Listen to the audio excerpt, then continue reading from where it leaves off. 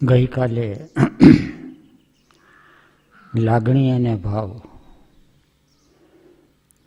એના સંબંધોની થોડી વાત થઈ.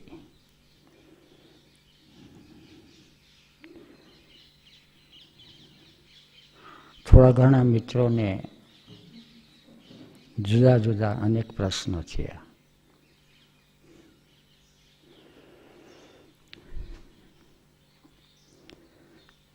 આજે થોડીક એની ગહેરાઈમાં ઉતરીએ.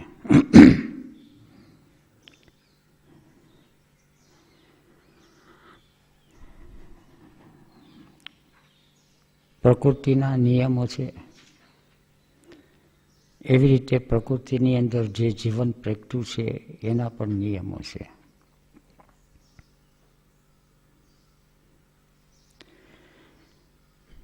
ખેડૂત છે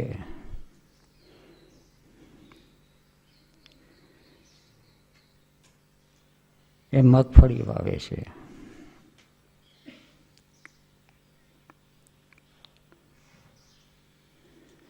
છોડ થાય, પછી એના ભીતરમાં ડોડવા બેસે, પછી એની અંદર બીજ બંધાય,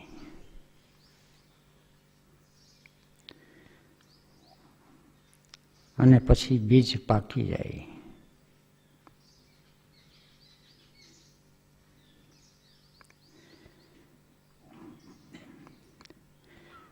એટલે મગફળી પાકી જાય, ખેડૂત લઈ લે પાછું.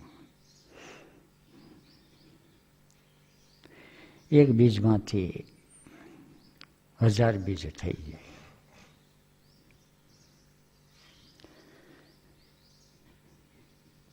એવી રીતે જીવ છે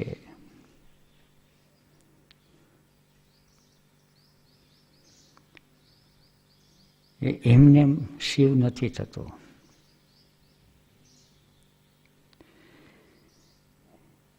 એને 3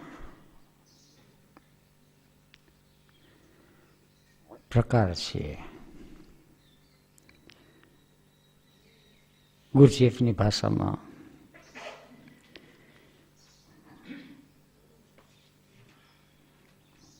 પર્સનાલિટીનો સેલ્ફ, એસેન્શિયલ સેલ્ફ અને રિયલ સેલ્ફ. આપણી ભાષામાં પર્સનાલિટીનો સેલ્ફ એટલે વ્યવહારિક હું, સમાજે આપેલો હું, નામ આપે, હોદ્દો આપે, જ્ઞાન વિદ્યા આપે, નીતિ નિયમો આપે, ધર્મ સંપ્રદાયો આપે, અને એમાંથી જે નિર્માણ થાય એ હું, પર્સનાલિટીનો હું.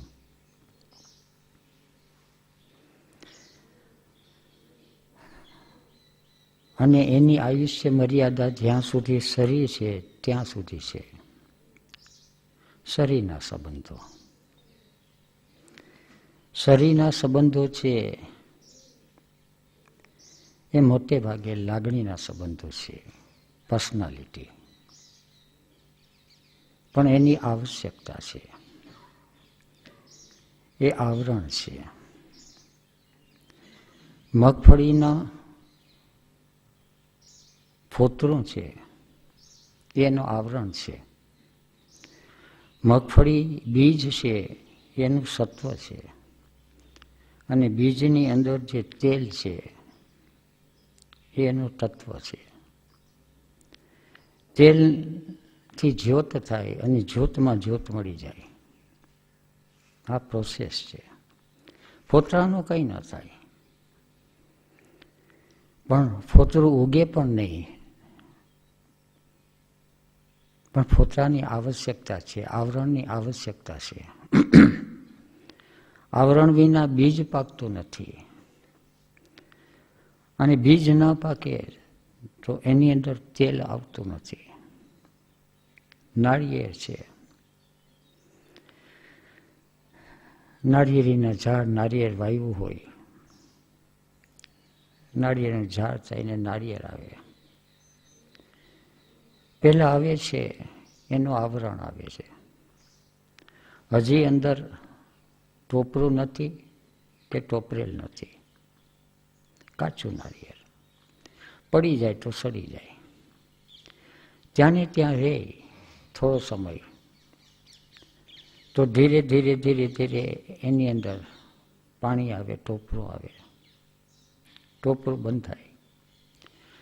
નાળિયેર પાકી જાય, પાણી સુકાઈ જાય, ટોપરું છે છૂટું પડી જાય અને એની અંદરથી ટોપરેલ છે નીકળે.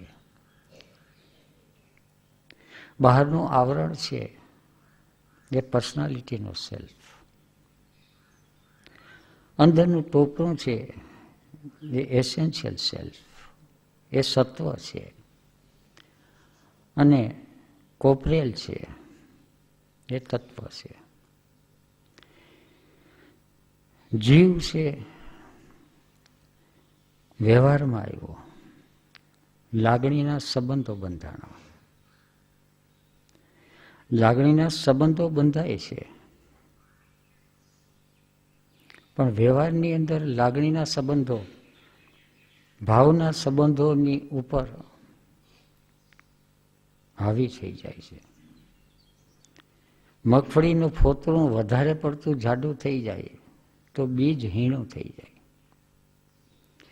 એસેન્શિયલ સેલ્ફ અને પર્સનાલિટીની જરૂર છે, પણ પર્સનાલિટી એટલી બધી વધી ન જાય કે એસેન્શિયલ સેલ્ફ છે, જીવાત્મા છે, સત્વ છે,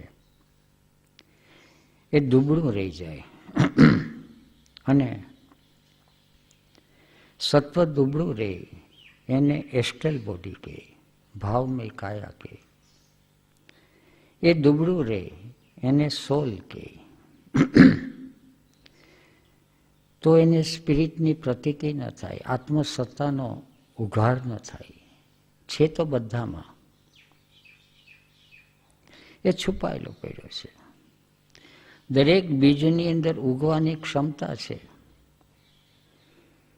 પણ દરેક બીજ ઉગી શકતું નથી. પોટેન્શિયાલિટી, પોસિબિલિટી છે, એ એકચ્યુઅલિટી એ મનુષ્યનો પુરુષાર્થ છે.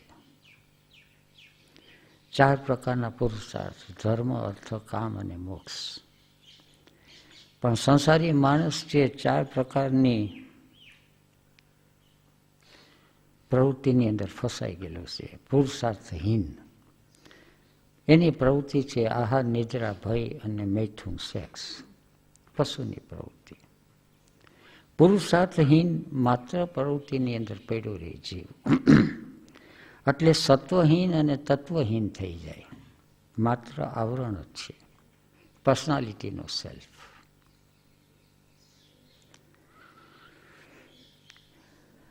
પર્સનાલિટીનો સેલ્ફ આવરણ. જે લોકો ખેતીકામ કરતા હોય તો એને ખ્યાલ હોય કે મગફળીનું ફોતરું બંધાતું હોય અને કોઈ પણ કારણસર કોઈ જીવાત પડે અને ફોતરાને અંદર કાણું પાડી જાય. ફોતરાની અંદર કાણું પાડી જાય એટલે બીજ છે એ પુખ્ત ન થાય અથવા તો સડવા માંડે. ફોતરું બરાબર જ હોય તો બીજ છે બરાબર થાય. એવી રીતે પર્સનાલિટીનો સેલ્ફ છે, જેને વ્યવહારિક જીવન કહીએ, એ આવરણ છે. પણ વ્યવહારિક જીવનની અંદર ક્યાંય પણ કાણું પડી જાય, લાગણીના સંબંધો છે, એને કઈ રીતે વિકસાવવા, એ આવરણ છે કોમ્પ્લિમેન્ટરી કઈ રીતે બને. સંસારી જીવને તો આ વિજ્ઞાનની પણ ખબર નથી. એને તો એમ જ લાગે છે કે સંસારના સંબંધો જે છે એ બધા નકામા છે. અને લાગણીના સંબંધોને જે લોકો એ તરછોડ્યા છે એ ભટકી જાય છે. મોટે ભાગે સંસારી માણસોનો એક વ્યવહારિક અનુભવ છે કે બાવાના બેય બગડે. એટલે બાવાના બેય બગડે કારણ કે બાવો થઈ જાય સાધુ એક જુદી વાત છે. સાધના કરે એને સાધુ કહે. માગી ભીખીને પેટ ભરે. જૂના વખતમાં એક લોકોક્તિ હતી, બાવા બૈના મેં 3 ગુણ, 3 લાભ છે બાવા બૈનામાં. નહીં વેરો, નહીં વેઠ, એને કોઈ ઇન્કમ ટેક્સ ન હોય, અને બાવાને કોઈ વેઠે ઉપાડી ન જાય, કોઈ કામ ધંધો ન ચીંધે. વેઠ શબ્દ છે એ રાજાશાહીનો છે. નહીં વેરો નહીં વેઠ, બાવો બાવો સૌ કરે અને સુખે ભરે પેટ. એનું બેય બગડે, પેટ ભરાઈ જાય. કાકોપી ભૂખતે, પશુ પક્ષીઓ પણ પેટ તો ભરી લે છે, પણ જીવનમાં પછી મોજ નથી આવતી, મસ્તી નથી આવતી. પણ મોજ અને મસ્તી એમનેમ પણ નથી આવતી. તત્વબોધ એમનેમ નથી થતો. લાગણીના સંબંધો છે, લાગણીના સંબંધોની અંદર ગાંઠ પડે. એનો ક્લેશ છે એ ગાંઠ. સંબંધો જ્યારે બગડી જાય ત્યારે ગાંઠ પડી જાય. કોમ્પ્લિમેન્ટરી અને કોન્ટ્રાડિક્ટરી 2 પ્રકારની ગાંઠ હોય. કોમ્પ્લિમેન્ટરી ગાંઠ હોય એને સ્નેહની ગાંઠ કહે, અને કોન્ટ્રાડિક્ટરી હોય એને વેરની ગાંઠ કહે. પણ લોઅર સાયકિક નેચરની અંદર ગાંઠ હોય. ભાવના સંબંધની અંદર વિકારો હોય. વિકારો એટલે કામ, ક્રોધ, લોભ, મદ, મોહ, મત્સર. સંસારી જીવને તો અંદર વિવેક ન હોય એટલે ભાવના અને લાગણીના સંબંધો કેને કહેવાય બધું મિક્સ હોય, આઈડેન્ટિફાય હોય, કારણ કે એની ચેતના આઈડેન્ટિફાય છે. અને તત્વ છે ત્યાં ભાવાતીત દશા. ભાવાતીત દશા એટલે સાક્ષી ભાવ, દ્રષ્ટા ભાવ, આત્મા ભાવ. એ ભાવને જોઈ શકે, અને જેને જોઈ શકાય છે એ એનાથી એ છૂટો પડ્યો હોય તો જ જોઈ શકાય. આંખ શરીરના બીજા અંગને જોઈ શકે, આંખ પોતાને ન જોઈ શકે. પોતે પોતાની સાથે આઈડેન્ટિફાય છે. દ્રષ્ટુત્વ, દ્રષ્ટાની શક્તિ અને દ્રશ્ય એ બંને તાદાત્મ્ય છે એટલે ન દેખાય. આપણને એસેન્શિયલ સેલ્ફ પણ નથી દેખાતો, આપણો પર્સનાલિટીનો સેલ્ફ પણ નથી દેખાતો. નથી દેખાતો એનો અર્થ છે કે એની સાથે આઈડેન્ટિફાય થઈ ગયો. હાથ છે એ આંખને દાબી દે તો હાથ દેખાય નહીં. હાથને જોવાને માટે આંખ અને હાથની વચ્ચે થોડી દૂરી જરૂરી છે તો એ જોઈ શકે. એને આપણે ત્યાં તટસ્થ કહીએ. તટસ્થ એટલે કાંઠે ઉભેલો. જીવનનો પ્રવાહ, જીવનના પ્રવાહને કાંઠે ઊભીને જુએ એને દ્રષ્ટા કહે. વ્યવહારિક જીવનને કાંઠે ઊભીને જુએ તો વ્યવહારિક જીવનની અંદર લાગણીના સંબંધ અને ભાવના સંબંધ અને એને જોનારો દ્રષ્ટા, આ ત્રણને એ ઓળખતું જાય અને ત્રણની સાથે કેવા પ્રકારે વ્યવહાર કરવો એ રામદુલારે બાપુએ જીવી બતાવ્યું, શીખવું પણ. લાગણીના સંબંધ છે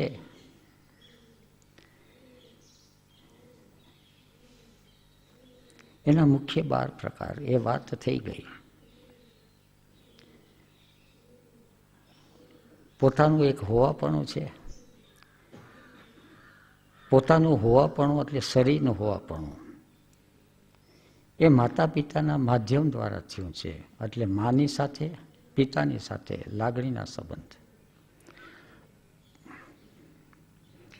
અને પોતાના હોવાપણાની સાથે ઘર સંસાર માંડ્યો હોય તો પુત્રની સાથે પુત્રીની સાથે તો ઉપર છે માતા પિતા છે, કારણ કે બધાની પછાડે કાળકર્મ છે.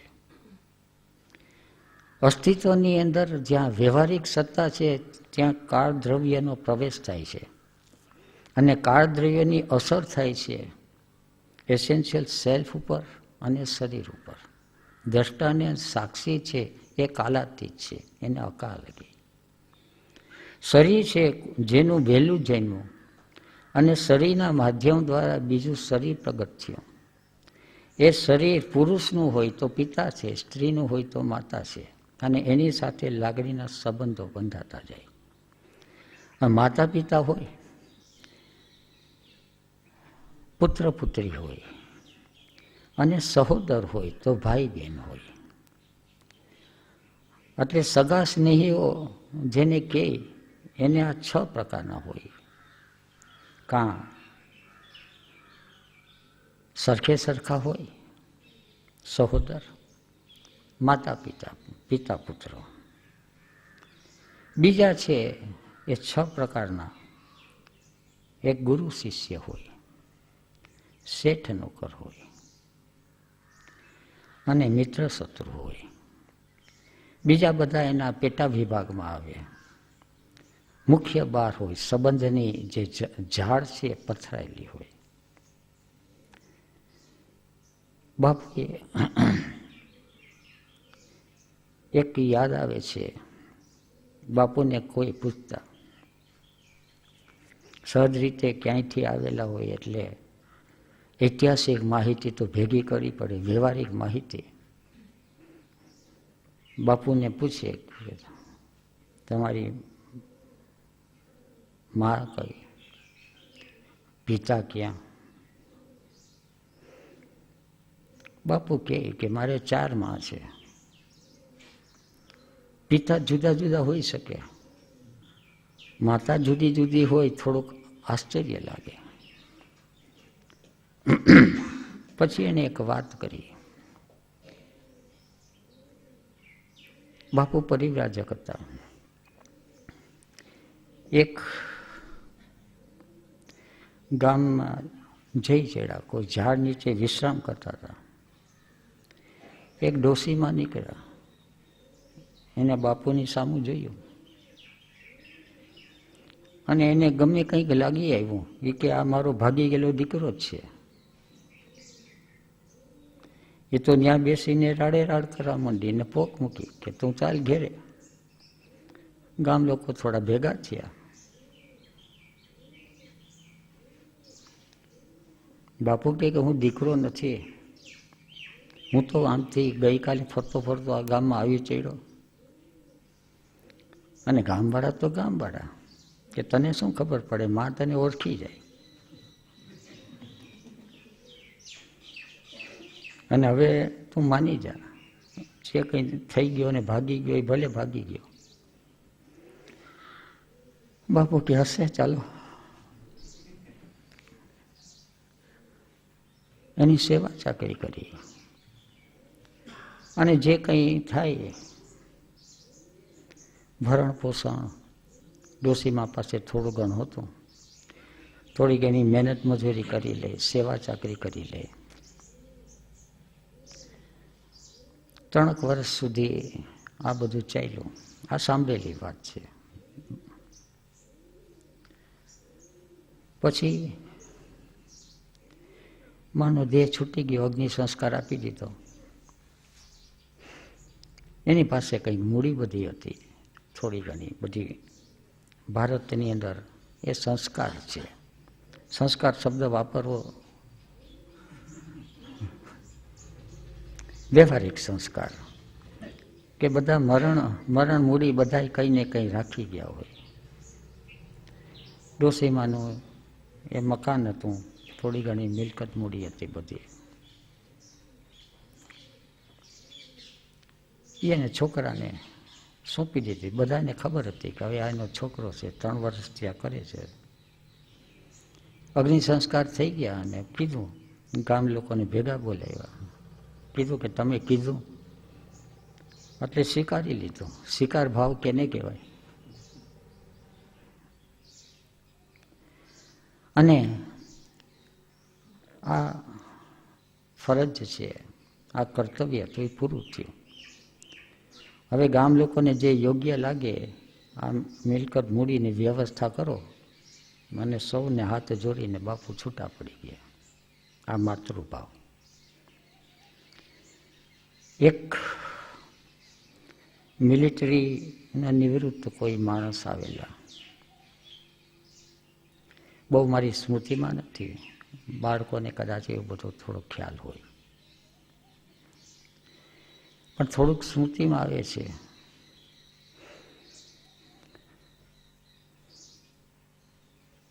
એ જબલપુર બાજુથી આવેલા, મધ્યપ્રદેશ બાજુથી આવેલા. બાપુ કે આ મારા પિતાજી છે. હું ભાગી ગયો તો હવે એને આગળ પાછળ કોઈ નથી, એટલે આશ્રમમાં. અને પછી થોડો સમય આશ્રમમાં રહ્યા. બાપુનું શરીર છૂટી ગયું એ પછી પણ કદાચ આવતા હતા. અને એ સવારથી સાંજ સુધી મિલિટરીમાં કંઈ હતા એટલે પ્રવૃત્તિ જ કરતા. એનાથી શરીર હાલે ત્યાં સુધી આખો આશ્રમ સાફ રાખે. સવારથી બપોર સુધી એ આશ્રમમાં રહે. રમીલા એને ચા પાણી પીવડાવે, ખાવા પીવાનું આપે, માંદા સાજા થાય ત્યારે સેવા ચાકરી કરે. એ પછી એ ક્યાંય ચાલ્યા ગયા એ ખ્યાલ નથી, પણ એને પિતા ભાવ, માતૃભાવ.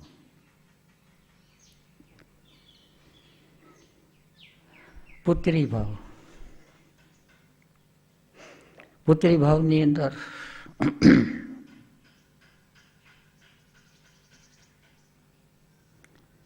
બાપુએ એક નિર્ણય જાહેર કરેલો કે આપણે 108 કન્યાદાન કરવાના છે. અને ક્યાંય પણ જુદા જુદા દેશમાં કે જાય, જુદા જુદા રાજ્યમાં કોઈને કેવાય પ્રકારની કંઈ જરૂર હોય તો કન્યાદાન.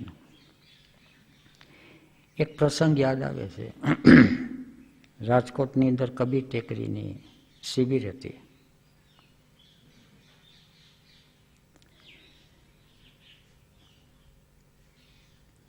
એ શિબિરની વાત ક્યારેક સ્મૃતિમાં આવશે. તો ડિસેમ્બર મહિનો હતો, 11મી ડિસેમ્બરે ઓશોનો જન્મદિવસ.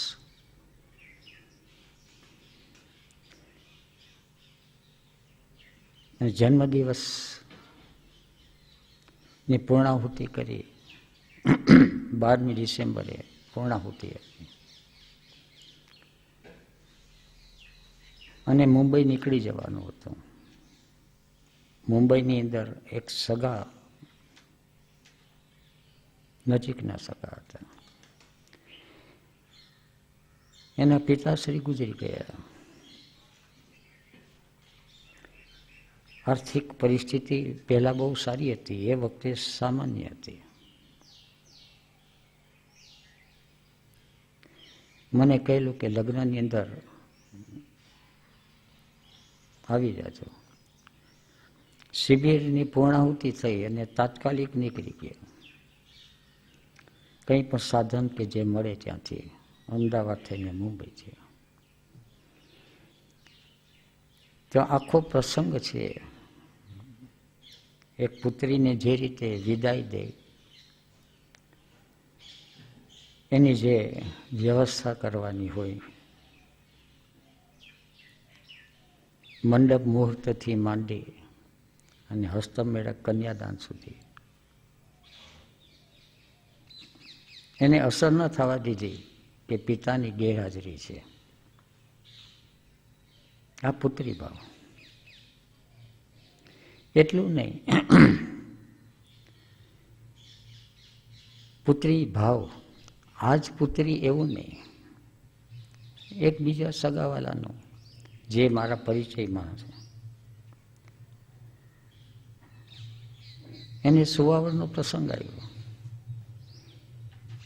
તો રામદુલારે આશ્રમની શરૂઆત કરી લીલા પ્રસૂતિ ગ્રહથી, અને એને પ્રસૂતિ કરાવી હેમખેમ.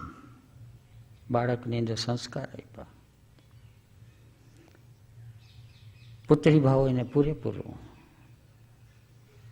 નિભાવી લીધો. પણ દશા તો ભાવાતીતની હતી.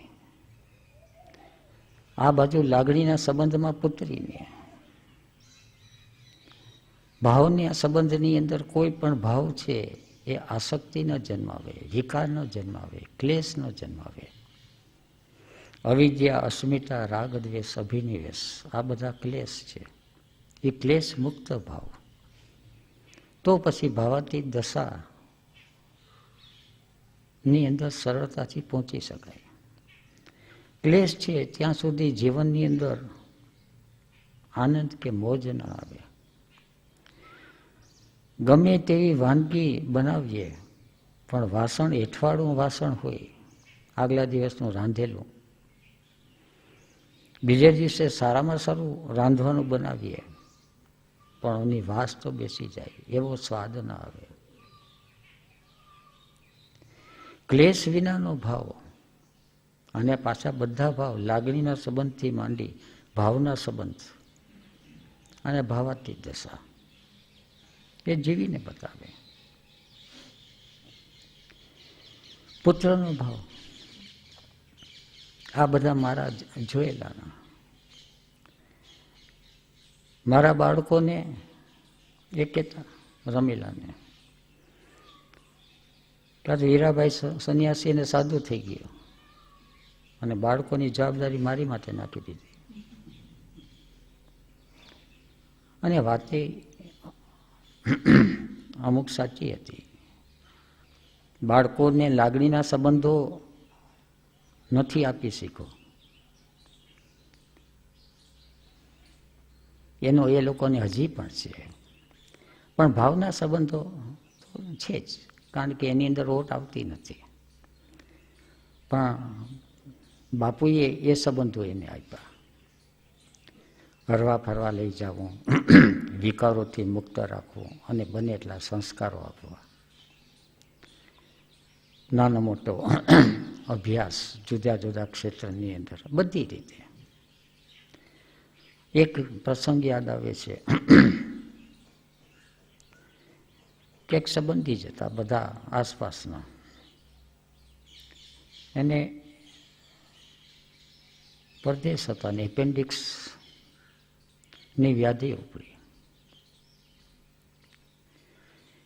ભારત આવ્યા ઓપરેશનને માટે. પણ ઓપરેશન કરાવવાના આર્થિક બહુ મુશ્કેલી નથી, પણ કૌટુંબિક બહુ સમસ્યા હતી. માતા પિતાની સાથે એને થોડો અણબનાવ થઈ ગયેલો. ઓપરેશન ક્યાં ને કઈ રીતે કરાવવું? બાપુએ મને વાત કરી કે શું કરશું? મેં કહ્યું, બાપુ જે કંઈ તમને યોગ્ય લાગે બધી રીતે કરવા તૈયાર છે. એને બોલાવી લીધા અને ઓપરેશન તળાજાની અંદર કરાયું. તળાજાની અંદર ડૉક્ટર હતા, ડૉક્ટર ચૌહાણ. એ બાપુના ભક્ત હતા. એની હોસ્પિટલ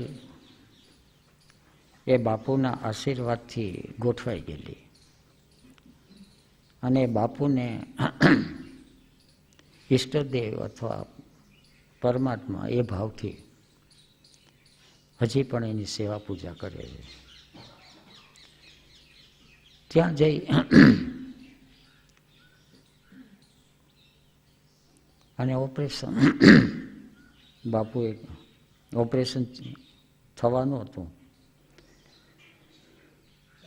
મને કે ઓપરેશન જોવું છે.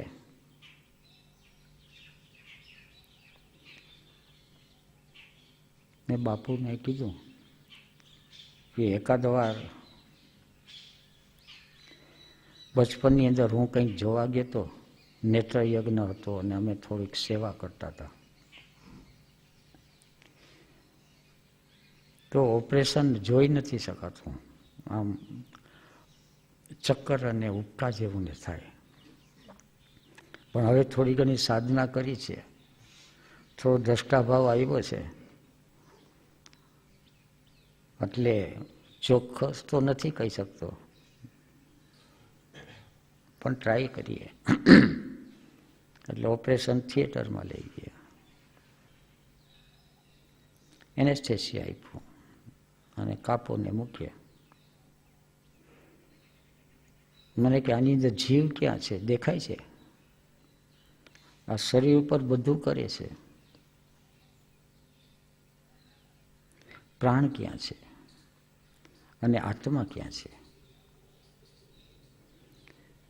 બાપુ એક એક સમજાવતા જતા અને ધીરે ધીરે ઓપરેશન જોતા જોતા જોતા થોડો સમય તો દ્રષ્ટાભાવ રહ્યો. પછી બાપુને કીધું કે હવે માથું ફરવાની શરૂઆત થઈ છે, ચક્કર ચડવાની. મને કે તો હવે તમે બહાર નીકળી જાઓ. બહાર નીકળીને ખાટલા પર, ખાટલો એટલે બહાર જે હતો બાંકડા જેવું, બેન્ચ જેવું, સૂઈ ગયો થોડી વાર. ઓપરેશન પૂરું થઈ ગયું. અને ઓપરેશન જ્યાં સુધી પૂરેપૂરું હીલ ન થયો, હાલતા ચાલતા બધી રીતે, ત્યાં સુધી રાખી અને પછી એને વિદાય આપી દીધી.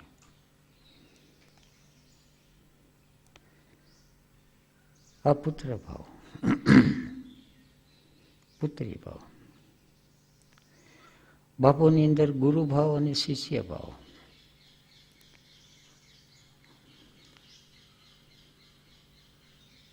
બાપુ પેલા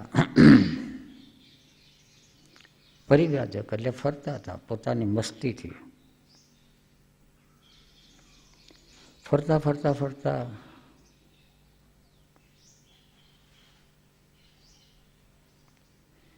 બોર્ડર લાઈન ઉપર, હિન્દુસ્તાન પાકિસ્તાનની બોર્ડર લાઈન ઉપર જઈ ચડ્યા. ત્યાં સિપાહીઓ પૂછ્યું. બાપુ એની રીતે થોડા ઘણા જવાબ આપે, કારણ કે વ્યવહારિક રીતે પૂછે માનું નામ, બાપનું નામ, ને કંઈ સરખા ઉત્તર નહીં આપ્યા હોય, એને જેલમાં પૂરી દીધા.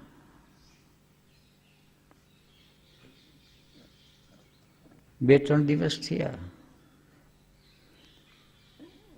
તો જેલનો ઉપરી અધિકારી આવ્યો બધી ઇન્સ્પેક્શન કરવા. એ બાપુનો ભક્ત હતો, ઓળખતો હતો. પછી આ લોકોને પૂછ્યું કે આને તમે ક્યાં પકડી જા? તો કે પોલીસ તો પોલીસની રીતે કામ કરે. પછી તો બધા પગે લાગ્યા, ક્ષમા માગી લીધી. પછી એને થયું કે આમ તમે હરસો ફરશો તો ગમે ત્યાં બીજે ઠેકાણે પણ કોઈ તમને જેલમાં ને પૂરી દેશે અથવા ગમે કરશે. એટલે કે આઈડેન્ટિટી કાર્ડ કઢાવી લે. એટલે આઈડેન્ટિટી કાર્ડની અંદર કંઈ જન્મ તારીખ નાખી, તે બતાવેલી યાદ નથી. અને ગુરુ તરીકે પુરુષોત્તમ આચાર્ય કોઈ ઉત્તર હિન્દુસ્તાનમાં હતા.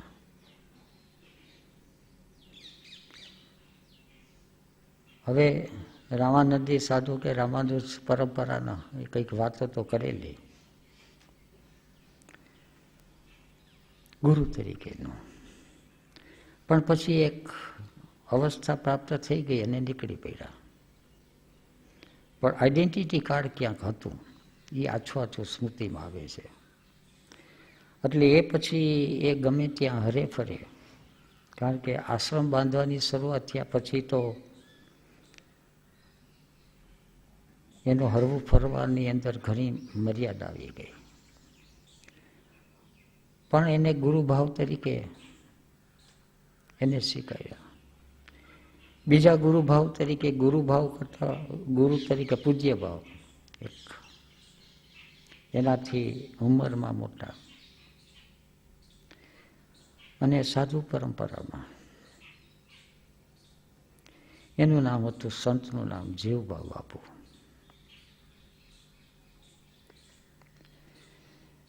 જીવબા બાપુની સેવા ચાકરી કરી. જ્યારે પણ એ આવે ત્યારે ક્યારેક અહીંયા શિબિરમાં આવતા. જીવબા બાપુ સ્વામી અનંત છે કીર્તન કરાવે, માતાજીના ભક્તો. એકવાર રૂમની અંદર કીર્તન જામ્યું, બરાબર જામ્યું, એટલે જીવબા બાપુએ કીધું હવે બસ કરો. કે જીવબા બાપુએ કીધું કે ભાવના આવેશમાં આવવાનું નથી, ભાવમાં ડૂબવાનું છે. અત્યાર સુધી કીર્તન એટલે એક આવેશ, સંસારી જીવ ઉર્જા છે, બહાર ફેંકાઈ જાય અને પછી એનો થાક લાગે. ભાવની અંદર ડૂબતો જાય તો ધીરે ધીરે ધીરે એસ્ટલ બોડી છે એ બંધાતું આવે, ભાવ છે એ વિસ્તરતો જાય. એ જીવબા બાપુને એકવાર મુંબઈની અંદર સોની ઉપર એનું શરીર થઈ ગયેલું અને એને કંઈક પેટની અંદર ઓપરેશન, ખબર નથી 10-12 વાર કરાયો કે 5-25 વાર કરાવ્યા. ઓપરેશન બહુ કરાવેલા. મુંબઈ હોસ્પિટલમાં દાખલ થયેલા, ત્યાં પણ ઓપરેશન. અને એ વખતે થોડી કટોકટી હતી.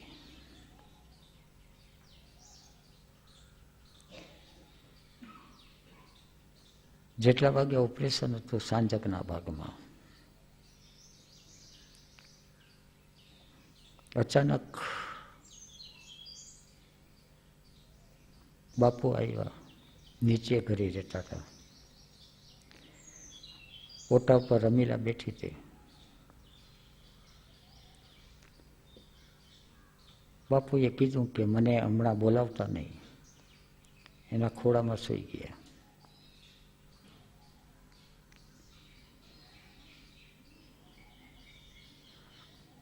થોડી મિનિટો, 2-4 મિનિટ અને પછી બેઠા થઈ ગયા. થોડીક દૂર હું હતો, પણ એ 2-5 મિનિટ હતી, આખા વાતાવરણની અંદર એક જુદા પ્રકારનો સન્નાટો છવાઈ ગયો. આ મૃત્યુનો અહેસાસ થયો. આ બાજુ કૂતરું છે એ પણ રડવા માંડ્યું. એનો સ્વર છે હજી કાનમાં સ્મૃતિમાં છે.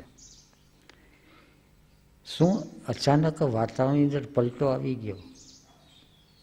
થોડી વાર થઈ, ત્યાં તો બધું સરખું થઈ ગયું. સરખું થઈ ગયું અને બાપુ પરસેવે રેબઝેબ અને પછી અંદરના રૂમમાં ચાલ્યા ગયા.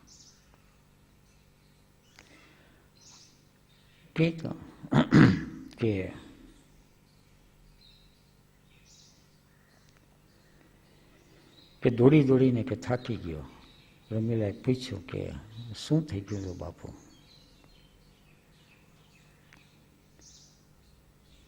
પછી પાછળથી ખ્યાલ આવ્યો કે શક્તિપાત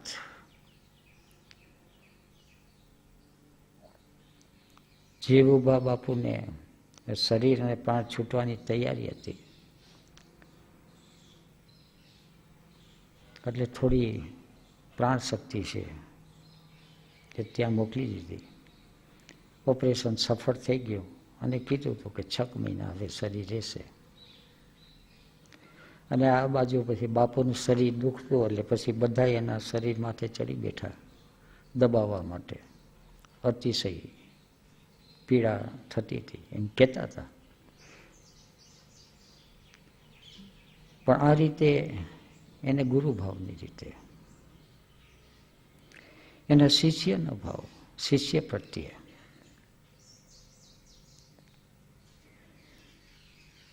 શિષ્ય પ્રત્યે એક અમારા સંબંધી હતા, નજીકના, બનેવી. સારું એવું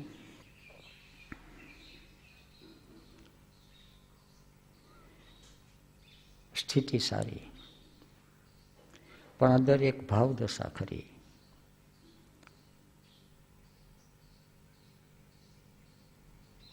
કે સંન્યાસ લઈ લેવો વહેલા મોડો, પણ સંસારની ઝંઝાળમાંથી છૂટાતો નહોતો.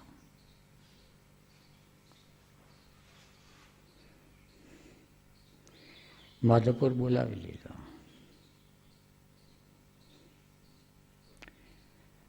વાણંદને બોલાવીને મસ્તકને મુંડાવ્યું અને બાપુ એને સંન્યાસ દીક્ષા આપી દીધી. અમને બધાએ કીધું કે પૂજા કરો, સંન્યાસી આંગણે આવ્યા છે, મને રમીલાને બધાને. અને પછી બીજે વર્ષે તો એનો દેહ છૂટી ગયો. એ જુદો પ્રસંગ છે. બીજું એક કમિશનર હતા, ત્રિવેદી સાહેબ, ગાંધીનગરમાં હતા.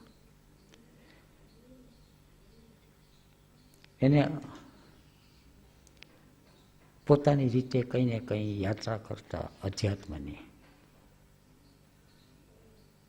પછી બાપુ પાસે આવી અને કીધું કે શિષ્ય તરીકે ગ્રહણ કરો. હવે રામદુલારી આશ્રમની અંદર અત્યારે જ્યાં છે બાપુની છબી અને સ્થાન, ત્યાં એને સંન્યાસ દીક્ષા આપી. બાપુ પાસે માળા હતી. માળાને રુદ્રાક્ષને એના થેલામાં પડ્યા રહેતા. ત્યાં શિષ્ય ભાવે એને દીક્ષા આપી દીધી. એટલે માતા પિતા, પુત્ર પુત્રી, ભાઈ બહેન તરીકે, ગુરુ શિષ્ય, મિત્ર શત્રુ. મિત્ર ભાવ તરીકે જીવબા બાપુ કહેતા, ઓશોનો સંન્યાસ લીધેલો, પાસે આવીને આમ કે સાથે બેઠા હોય ત્યારે કે રજનીશ મારા મિત્ર થાય. અમને જરાક આશ્ચર્ય લાગે.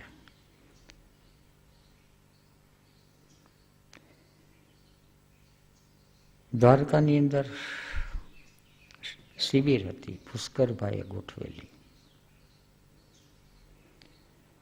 અને શિબિરનો વિષય રાખેલો મૃત્યુ પર વિજય.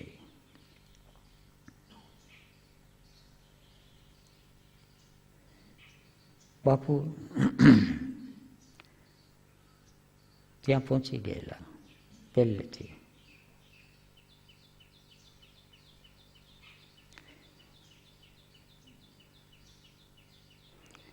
બાપુના ભક્તગણ ઘણા બધા, સૌરાષ્ટ્રમાં ભાવનગર, તળાજા, રાજકોટ, ઘણા બધા ગામના બાપુને માટે કંઈ ને કંઈ ભેટ સોગાદો આવે, મેવા મીઠાઈ આવે, ફ્રૂટ્સ આવે. આચાર્યશ્રીને ઉતારો આપેલો ગેસ્ટ હાઉસની અંદર પુષ્કરભાઈએ. આ વાત પુષ્કરભાઈએ કરેલી છે, જોયેલી નથી. અને બાપુ ઘેરે રહી, જે કંઈ ફ્રૂટ આવે એ ફ્રૂટને સમારી સુધારી બધું તૈયાર કરી અને પુષ્કરભાઈને સાથે મોકલી દે કે આ આચાર્યશ્રીને ખવડાવજો. એટલે પ્રવચન કરીને આવે એટલે તરત જ બધું ફ્રૂટ્સ તૈયાર હોય. અને બીજી બાજુ આચાર્યશ્રીએ શું પ્રવચન કર્યું એ પુષ્કરભાઈને પૂછી લે અને એ પ્રવચન જે કંઈ કર્યું હોય એની જ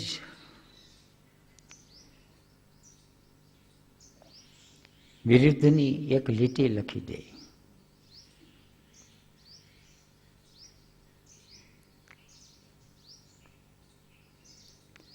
અને એ ત્યાં બ્લેકબોર્ડ ઉપર લખે. આચાર્યશ્રી વાંચે પછી એના ઉપર એ પ્રવચન કરે. આ રીતે અંદરો અંદરની એક રમત ચાલતી મિત્ર તરીકે. પણ પછી એકાદ વાર વાત કરેલી કે સાગર યુનિવર્સિટીમાં ઓશો કંઈક પ્રોફેસર હતા. બાપુ પણ એ વખતે સાગર હતા એમ કહેતા. પણ બચપણની અંદર તે ત્યાં સાથે રમતા અને ત્યાંનું કોઈ જંગલ છે એ જંગલની અંદર એ જુદા જુદા બોરને અમુક પ્રકારનું ત્યાંનું ફ્રૂટ છે એ ખાવા જતા.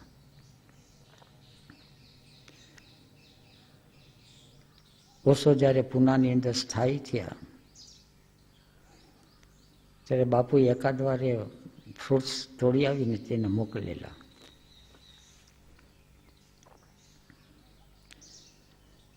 અને કહેતા બાપુ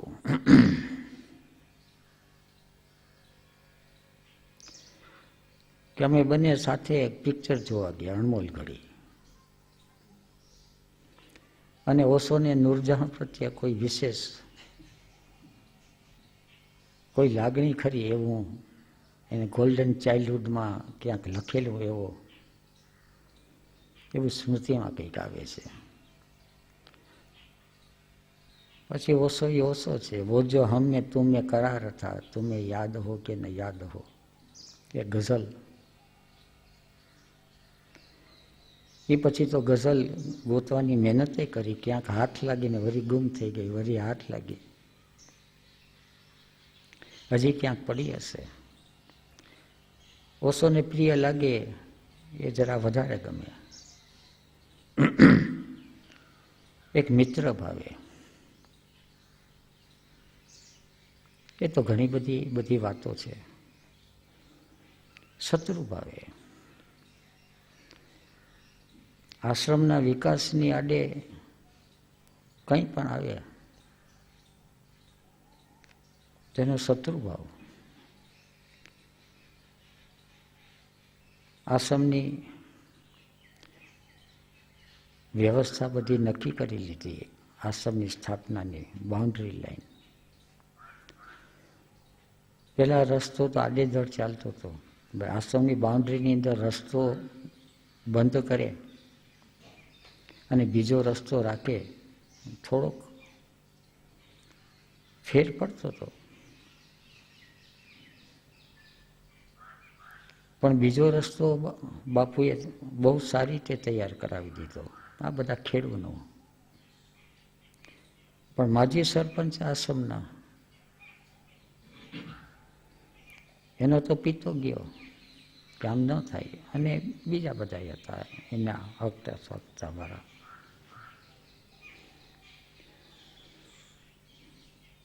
મને કહે કે તમે કંઈક એક કામ ચીંધું માંગરોળ ચાલ્યા જાઓ.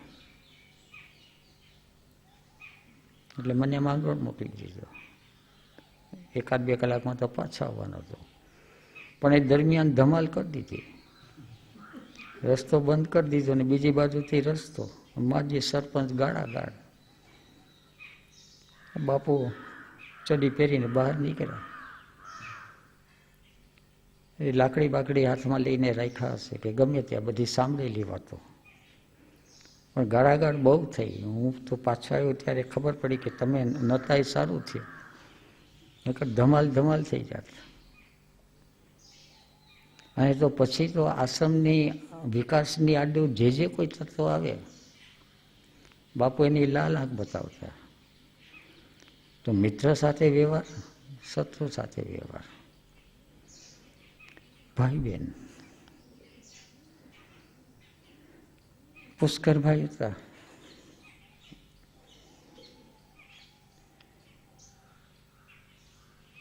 એ લેખ લખતા જન કલ્યાણની અંદર. મનની ઓળખ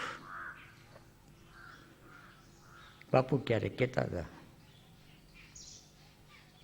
કે મનની ઓળખ તો લેખા કરે છે ને ઓળખતો નથી. કે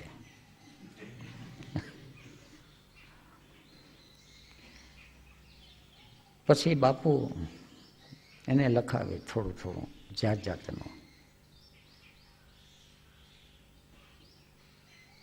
એટલે બહુ ઘેરું ઘેરું લખાવે મન બાબતનું. પછી એને કે પુષ્કરભાઈ સજ્જન હતા કે બાપુ આ તમારું નામ લખું લેખની અંદર? તો કે ના, તું તારા નામે જ બધું જવા દે. એને નામનો શોખ હતો, તો એના નામે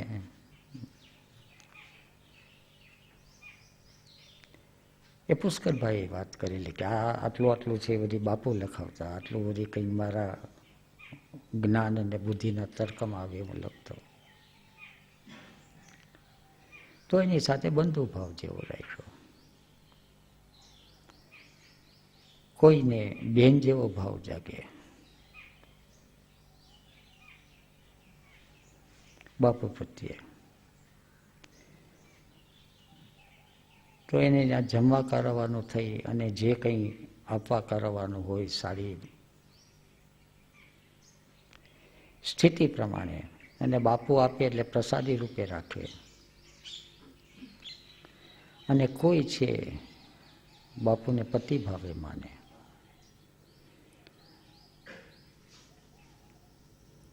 એક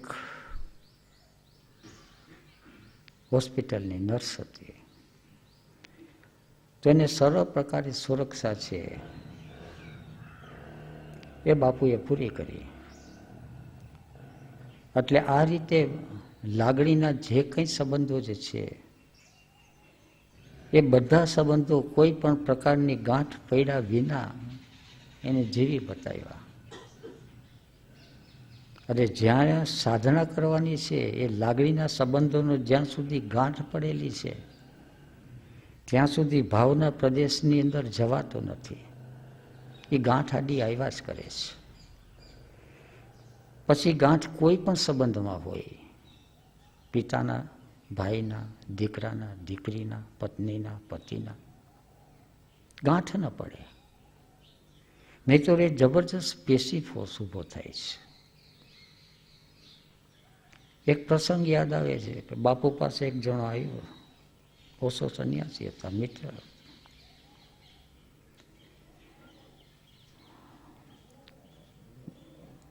હું એને સમજાવવા બેઠો. બાપુ લાલા કરીને બહાર નીકળ્યા. મને થોડોક ધમકાયો, ભાગ્યે ધમકાવે, પણ ઊંચ્યા સાદે જરા કીધું, આમ ધમકાવે તો નહીં. બહુ પ્રેમથી જાળવીને મને કહ્યો છે. મને કહે કે એની સામે શું વાત કરવા બેસી ગયા, એને કાઢી મૂકો. એ ઘરે ઝઘડો કરીને આવ્યો છે અને તમારી પાસે સાંત્વના માગવા આવ્યો છે. એને કે અત્યારે જા, ઘરે માફી માગી લે અને ઘરે બરાબર રાખ, પછી કે અહીંયા મારી પાસે આવે. કોઈ પણ આવતા તો એને કહેતા કે એકવાર વ્યવહાર સુધી કરી આવો, નહીં તો આગળ નહીં વધાય. એટલે આ રીતે બાપુ સાથેના જેટલા સંસ્મરણો યાદ આવ્યા અને જે રીતે મને કહ્યું વિશેષ કાલે.